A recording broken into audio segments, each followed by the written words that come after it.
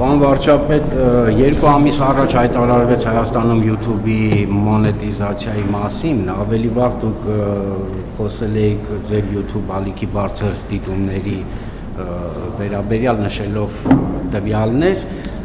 կարող եք ասել այս ընթացքում, եթե ձեր YouTube ալիքը մոնետիզացված է, որքան եկամուտ եք ստացել եւ որքան հակ է վճարվել Հայաստանի պետական բյուջե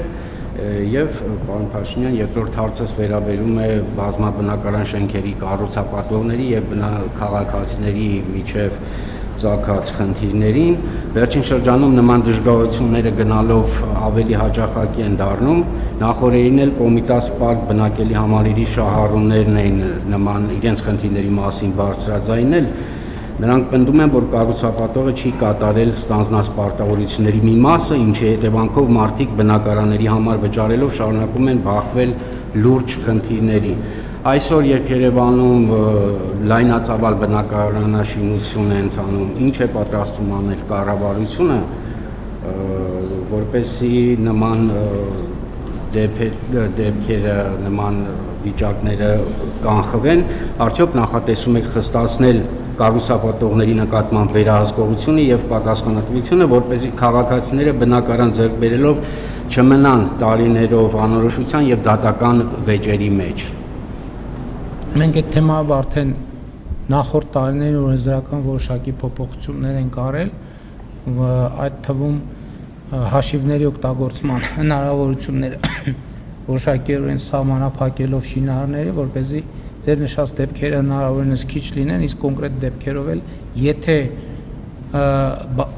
այն տիրույթի հարց է, որ կառավարությունը պետք է զբաղվում ենք, ինչ վերաբերում է ձեր առաջին հարցին, ես պատգամավոր եղած ժամանակ էի շատ ակտիվ YouTube-ի ալիքներից վրա ալիքից վրա շեշտ դնում, բայց հետագայում հիմնականում Facebook-ի, Instagram-ի եւ TikTok-ի եւ ընդհանրապես մոնետիզացված որևէ էջ չունեմ, ասենք չգիտեմ էլ, բայց եթե ունենայի էլ, կարծում եմ վատ չէր լինի, բայց չունեմ,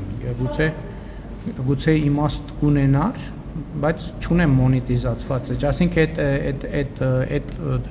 ուղղությունից եկամուտ չունեմ ընդհանրապես, եթե ունենայի բնականաբար կհայտարարագրեի։ Այսինքն այն մասնավորապես Facebook-ի էջի 1.5 միլիարդ դիտումները բաների, տեսանյութերի ինձ ոչ մի եկամուտ չեն բերել։ Շնորհակալություն։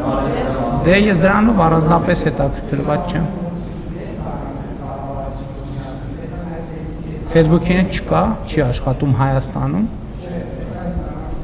Բայց էլի նշանակում է Facebook-ի տեսանյութի վրա էլ է գովազդ հայտնվելու։ Դե դա հա Շնորհակալություն եւ մեր վերջին հարցը Արմենից։